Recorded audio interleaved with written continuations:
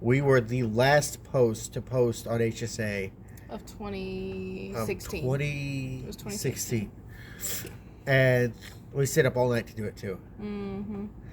Uh, My dad was pretty annoyed because he stayed up with us. Yeah, her dad And was he our was- chaperone, and he fell He asleep. had to go to work the next day. And he fell asleep. I mean, he knew what he was getting into. We told him what we were doing. Yeah, I know, but he was still pretty annoyed. Did have to go to work the next day. We did not force him to do that. Your mother could have done it. Any of your siblings were begging to do it. I'm not saying we did. I'm just saying. Anyway, so we did that, and I spent about a week up there, and then I came back, and when I came back, I was talking to my mother, who's hopelessly romantic. Even though she'll lie tonight. Anytime, oh yeah, she'll lie, but I'll say, oh, this girl, like, she's this, she's that, because she was like already keeping her own home up. Perfect. She was. Now I'm just kidding. She was cooking like I ate the best spaghetti I'd ever eaten that first night I came, and then every meal I made one meal, and after that she cooked everything else, and it was all amazing. And I'm like, wow, that's a good first step, right? And then she was very respectful of her parents, even though her mother was not a very nice person. Her mother was crazy, but then she is. But then she was over there, and she was like, that's not all me. Look, it's just, I live here, and I had to put up with that. Clear your nose. So,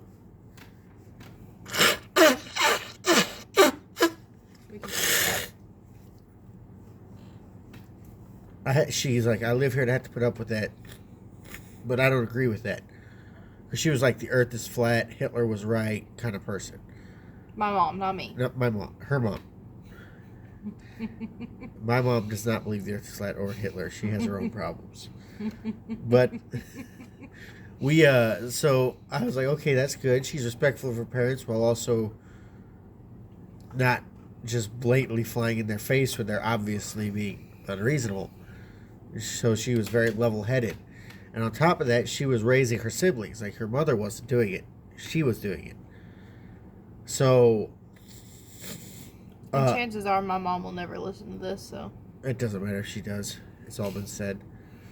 But she was raising her siblings. She was teaching them school. She was, like, keeping them straight and narrow and all this stuff. And, like, her dad's a great guy. Jason is a great guy, you know. Her mother is not a good person. And she was just...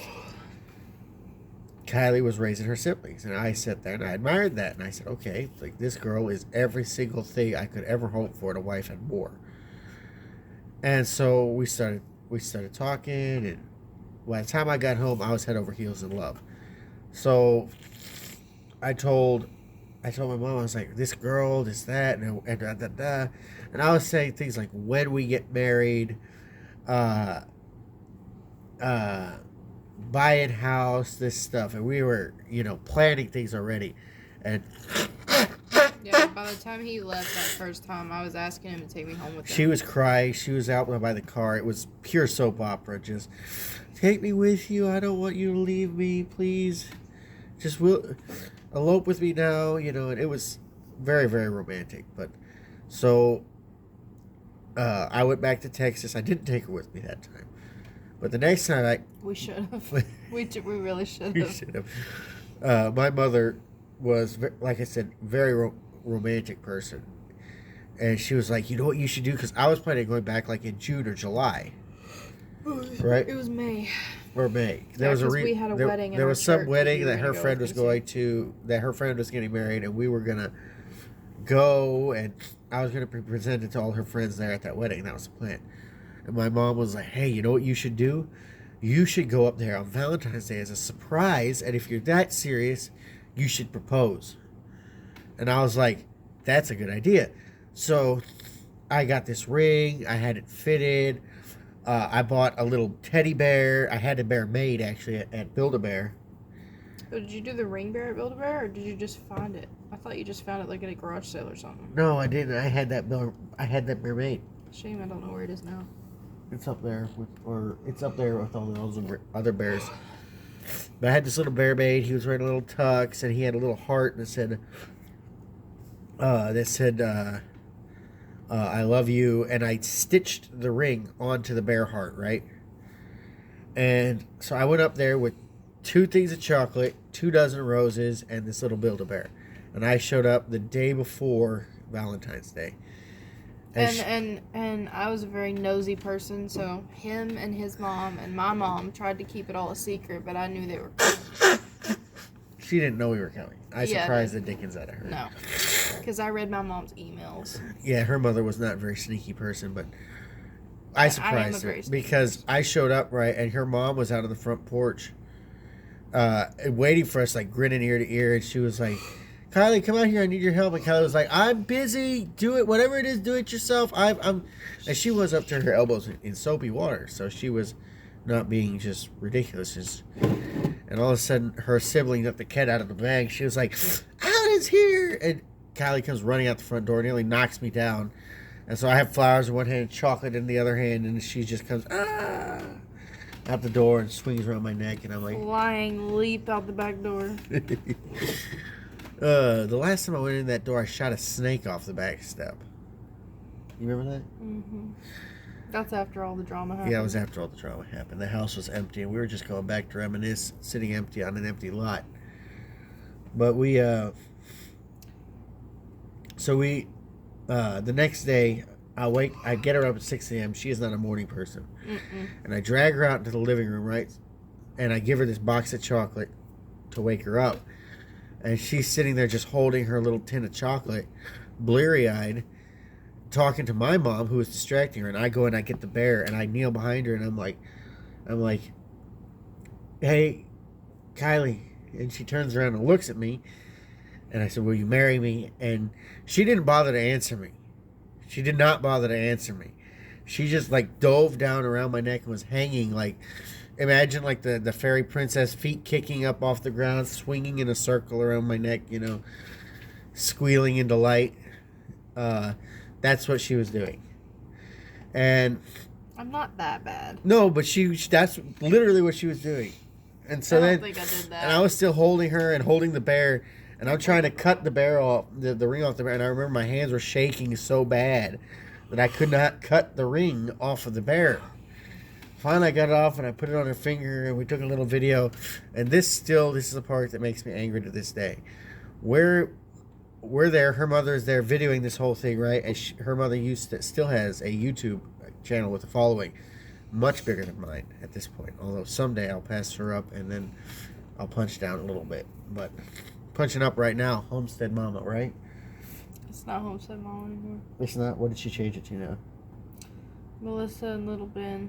If you want to see some craziness, go watch Melissa and Little Ben and realize that woman is one of the best manipulators you'll ever see on YouTube. If you want to manipulate somebody, go watch her videos, take lessons. Realize she's crazy. She's divorced 3 men who are better than her. But we're not talking about my mom. But anyway, so she's crazy. So this is what's happening.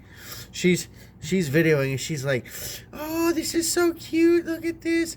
All right, everybody. So this has got Kylie and Alan. They just got engaged and blah, blah, blah. But in the real news, and we're super excited because today we're going to plant peas."